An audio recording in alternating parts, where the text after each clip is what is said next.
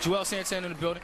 Now y'all came out here. First of all, thank you so much for coming. Y'all give it up for both of them one time.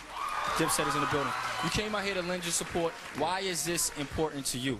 I feel like first and foremost, this is the type of thing that you can never know too much about, because there's so many different ways that you can get it, you know, through sexual transmitted disease, I mean, through sexual transmitted ways, like Jim said, using needles, steroids, I mean, it's just so many different ways, so you can never know too much about it. And just protect yourself, man, because the bottom line, it is a way to prevent it. Yeah. So knowing that, you dig, it's like, we are the future, all of us are the future, so if we lean towards a future of everybody protecting themselves, everybody, then maybe it'll be a future without HIV or a future without AIDS, you dig? And that would be a beautiful future without that. A lot of people look at the entertainment industry and think that we as a whole of an industry promote women being promiscuous, promote drug usage. How has these issues of personal, effects in your life affected your music? I mean, I don't really let nobody else's music affect my music. You dig? My music is real. It comes from the heart. That's what Dip said. We pretty much put everything out there. So if you do hear us talking about sex, you probably will hear us talking about the condom we just grabbed before we, went to do whatever. You dig? So that's just the bottom line about everything, man. You got to be safe out there. You got to know what you're doing. You know what I'm saying? All right, so what we doing? We got the fellas right here. The fellas, y'all in the building. Make some noise. Let me see y'all. Yeah! Right. Right now, it's time for the locker room conversation. So we went online. We got some things from people, from some guys that think are true, and we're going to talk about some of these myths that all of us have probably heard. All right, some guys think, and the joke about being paranoid about getting an STD, that if you wear 2 condoms for extra protection, that's going to work a little bit better. Have y'all heard that? I've heard that, but I've also I wouldn't agree with that, because if you know rubber and rubber rubbing together, it's just going to break naturally off. You know what I'm saying? So that's not good. Yeah.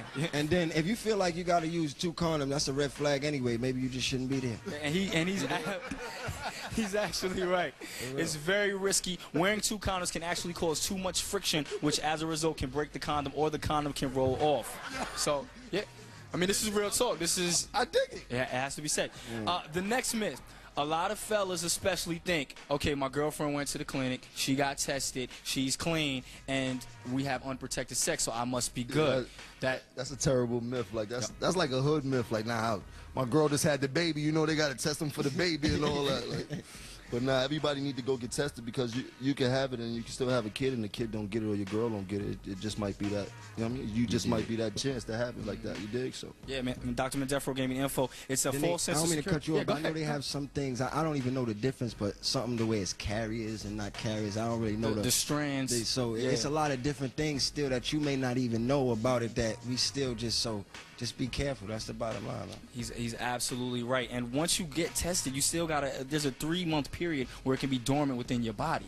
So it's important to go back and get tested again as well. All right, another myth. A lot of male athletes assume that just because they're getting a physical where blood work is drawn, they think they're also getting tested for HIV/AIDS. Have you guys heard that at all? I've definitely heard that, but I kind of thought they was too. So if you could fill me in on that, that's not true? That is also false. You must ask specifically for HIV/AIDS test and get pre-counseling, and you have to sign a consent form before they even send you that information. So just because you have a physical, you're playing sports, you're ball or whatever, that doesn't necessarily mean that they're going to test you for AIDS, and that also doesn't mean that they're going to give you the information, because you have to sign a consent form. That's right, Dr. McDuffie, right?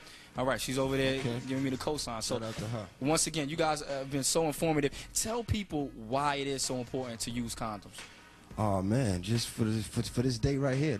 I mean, we've come so far to overcome so much. You know what I'm saying? And to let this be affecting us in the way it is, it's just, it don't make no sense. It make us look like we just out here being ignorant and being silly to the situation and what's going on. You don't want no STD, period. Like, aside from AIDS or HIV, like, you want to wear condoms, but you don't want none of that. The clap, no gonorrhea, no none of that. You don't want to be in the doctor's office looking crazy. You dig? Chlamydia.